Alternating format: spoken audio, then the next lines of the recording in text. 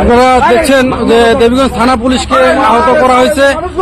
স্পটে তাকে মেরে হতাহত করা হয়েছে। আপনারা দেখতে পাচ্ছেন দেবীগঞ্জ থানার যে ডিএসপি ফরিদুলকে মারধরের অভিযোগ উঠেছে এখানে। তাকে এই মুহূর্তে দেবীগঞ্জ মেডিকেলে নিয়ে যাওয়া হচ্ছে। আপনারা দেখতে পাচ্ছেন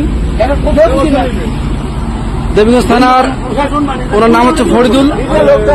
ডিএসপি কে আহত করা হয়েছে।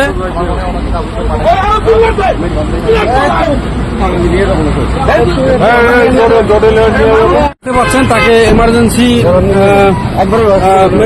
মেডিকেলে নিয়ে যাওয়া হচ্ছে।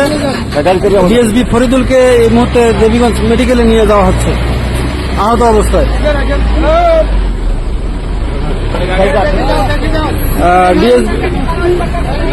ডিএসপি ফরিদুলকে মেডিকেলে নিয়ে যাওয়া হচ্ছে এমার্জেন্সি।